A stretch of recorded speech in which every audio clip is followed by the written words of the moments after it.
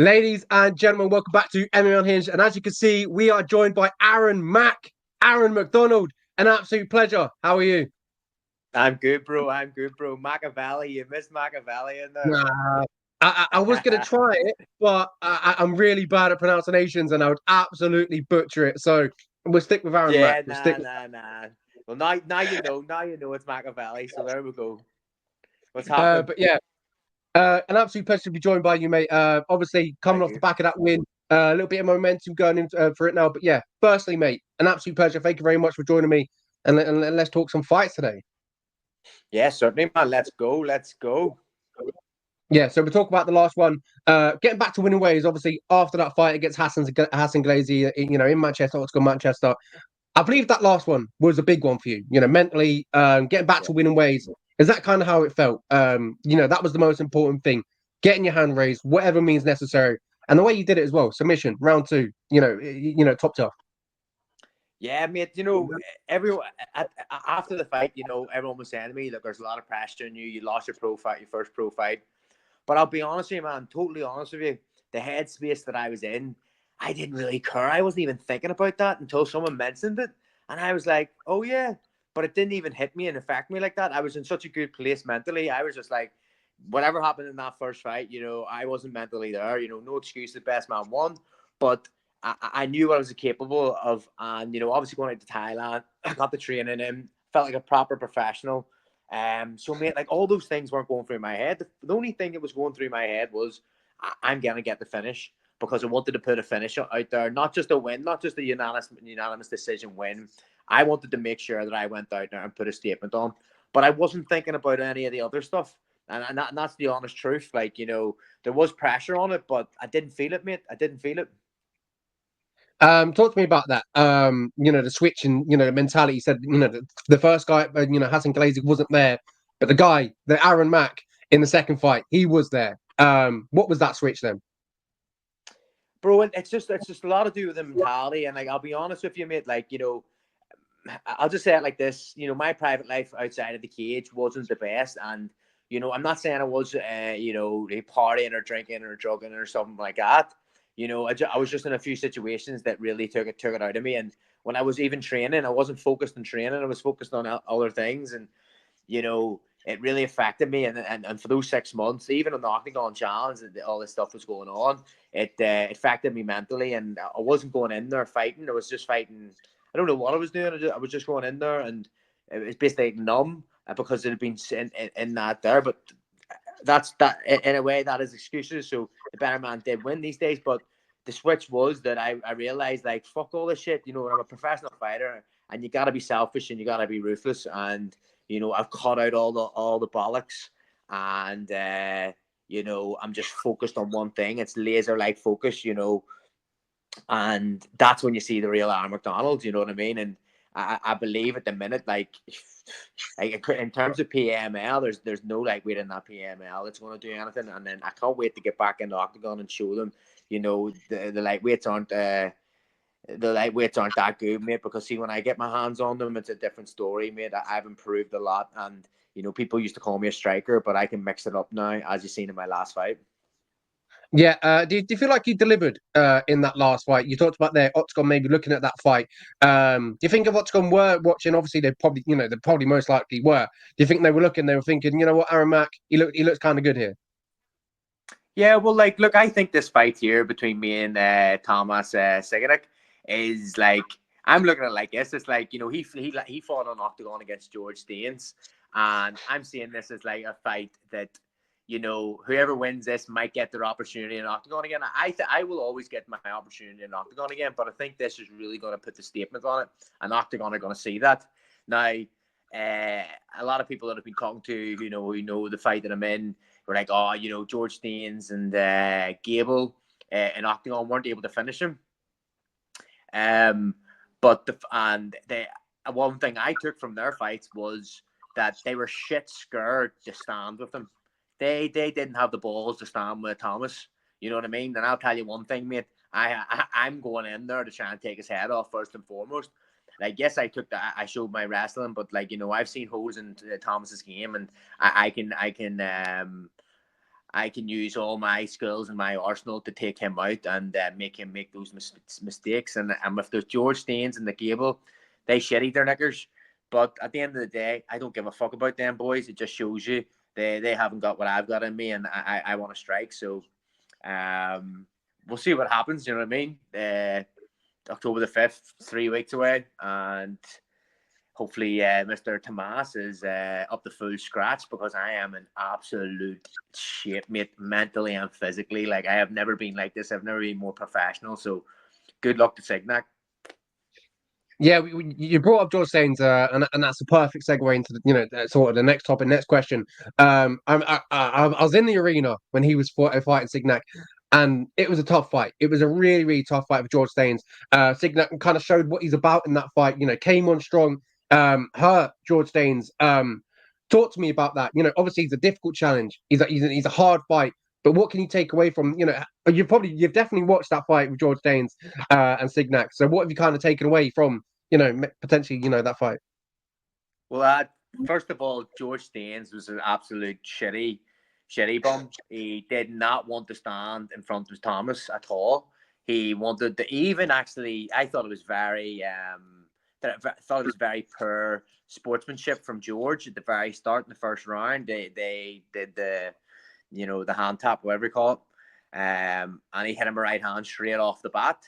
I thought that was pretty.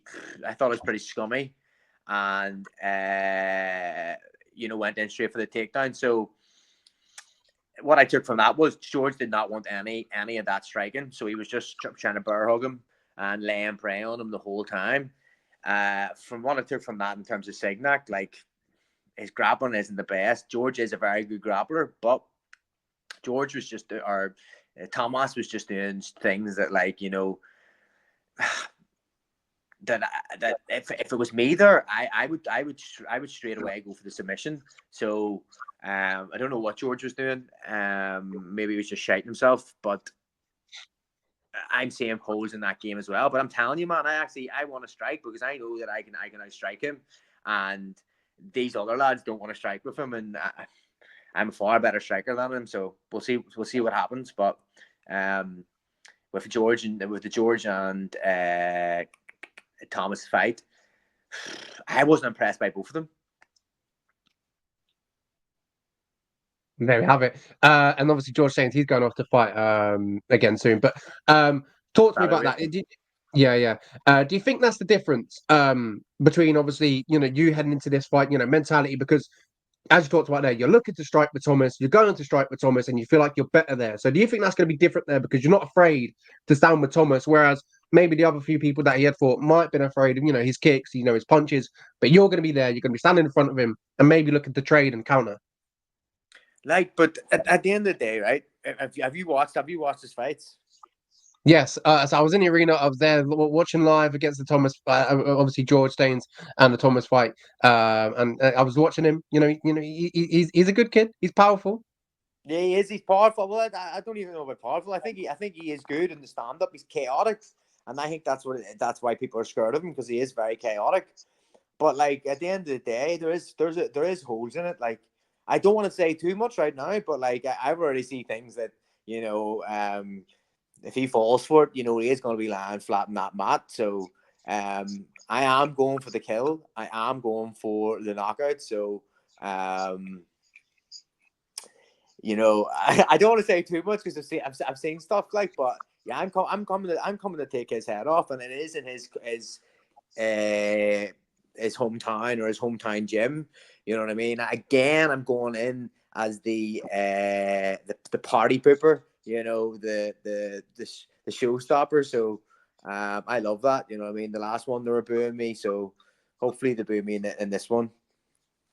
Yeah, that last one as well. Obviously, I'd love to pronounce his name. We're going to go Radislav. He had a good amateur career as well, and I believe he fought Signac as well. So, some opponents. So, but yeah, I'm looking forward to it. It's going to be a fantastic fight. We talk about training at Tiger Muay Thai in Thailand. Does it give does it help your confidence? We talked about before we went on there. The bodies. The people that you've got on the mat, the people that you're live sparring, you train with. Does actually kind of help the confidence, because you're elevating the evolution is improving day by day, because as we talked about, we've got champions, UFC champions, PFL champions on the map. Does that kind of help the confidence and the mentality going into any fight? Yeah, 100%. 100%. If you want to be the best, you got to train with the best. Like that's what I'm always thinking.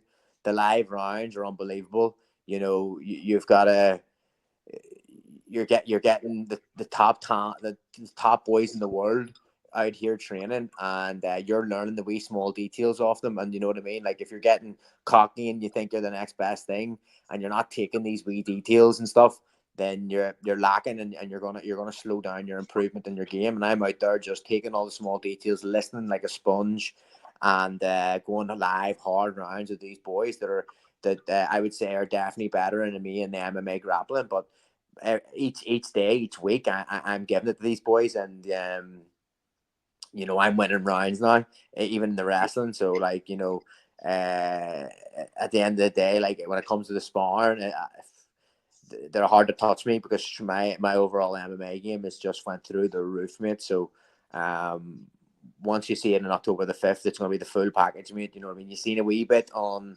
May 24th against your wee man. I can't remember his name. But this will be like the full package, and then hopefully we can get another one by the end of the year. Yeah, so obviously looking to stay busy, stay active. October 5th, though, next challenge. A win over Signac. What does that kind of do, for yourself personally, and obviously, for your career? Looking forward, it's a big win. We talked about, his fights with, Gable, Staines. In this one, if you get the win over, Signac, Thomas Signac, would that kind of feel big for yourself and, a lot of momentum, heading into 2024, 2025, possibly? Yeah, 100%. I'm going in for the finish, so we'll get the finish, and Octagon will be looking at it. It's a good name to have on the resume as well, because he is a good fighter. You know what I mean? And we actually were supposed to fight, in the amateur scene, when he lived in Ireland. So it's a long time coming. It's 4 years in the making. So that brings a bit of interest to it as well. But I've always wanted to fight him, just being on the amateur scene. So now that I'm fighting here on the pro scene in his backyard, and the opportunities that can present itself after I get that finish, they're going to be immense. So it is going to be a big win for me. He is a tough man. I know what I'm getting myself into, but at the end of the day, I think I'm levels above it, and I'm going to start to show people that I'm meant to be I'm meant to be an Octagon, and I'm meant to be in the top echelon of these lightweights. You talked about that. You meant to fight on the amateur scene. I'd love to ask about that. What happened? Obviously, you never fought. What was that? What was the reasoning, if there was? The pandemic. Oh, that's it. Yeah. Okay, so 2020, 2019, around there. Yeah, so someone was saved then, but it's come again. It's come around full circle. So I don't know who it was going to be, but I know that it might have been me, because I'm going to go and do him in on 5th of October, and I totally believe it, and I believe in myself, and I'm confident, and you know. I could say a few things right now about Signac, but just focus on yourself, Signac. That's all I'm going to say. Focus on yourself, big man, and we're going to have a great war together, and it's gonna be a pleasure to be in the cage with you. But you're gonna be sorry that you accepted the fight against me. I think there's a lot of lack of respect for my name and what I've done in my career. I think there's a lot of there's a lack of respect for me. So I couldn't give a fuck. So, but once I get this finish as well, they're gonna still say something. Something's gonna be said. So I've just got to keep the head down and keep on going at it, mate. And let's just see what happens. You're taking the questions out of my mouth. You're pretty good on the mic, Aaron. Thank you. Yeah, I love the talking. But yeah, last few questions. I'd love to talk about Dennis Rimpong. He's gone off to PFL Europe after leaving Oktagon. He's fighting in a high profile bout in PFL Glasgow. I know obviously you're on Oktagon Challenge together. You fought once upon a time. How good is that to see Dennis, PFL Europe, and obviously fighting, PFL Glasgow in a high profile fight for him? Yeah, brilliant. Like, you know what I mean? Dennis is looking to get active. Dennis is looking for new opportunities. So, Like, you know what I mean. I don't really know what's happened with him in Octagon, but like, if he wants to go to PFL and make a big name for himself, obviously they've got the PFL Africa and all coming up. I think he wants to go at that. So, you know, big opportunity for him, and yeah, all the best for Dennis to go and get that done. You know what I mean? Me and him, obviously, we had our amateur fight and all the shit that went with that. But we are bros now, and we spent the experience of a lifetime together. So yeah, all the best in his, and he's got a tough opponent, you know, the Scot. But I think Dennis has made so many good improvements, and I think he gets the job done there. Yeah, he's been looking fantastic in his last two fights, especially Callum Mullen, you 100%. know, Anthony Rocky, two experienced men. I do believe as well he should get the victory as well against, you know, as you talked about the Scotsman, Conor Lawal. So I do believe he'll get the job done. Great fight though for both men. Looking forward to it. Should be a good profile fight for both of them. But most importantly, an absolute pleasure to be joined by you, Aaron, mate. October 5th, you will go again. You will travel over there, PML 11. It's going to be a good fight. It's going to be a showcase bout for you. I feel like you're going to put your name out there a little bit on the map again. Traveling enemy territory, that doesn't fade you. Oktagon will definitely be looking at this, and I feel like they'll get you on there. Maybe Bratislava, Prague shows against another Czech boy, and you know what happens against Aaron in Czechs. Yeah, man, I'm gonna be the Slovak killer, mate. And then the Czech, whatever. I don't know. We'll find out a name for the Czech one, but Slovak killer at the minute. And but yeah, let's get these wins in by the end of the year. I want 2 more, including the Octagon or the October one, and then hopefully Octagon get a good multi-fight deal, a nice wee contract for myself soon for the next year.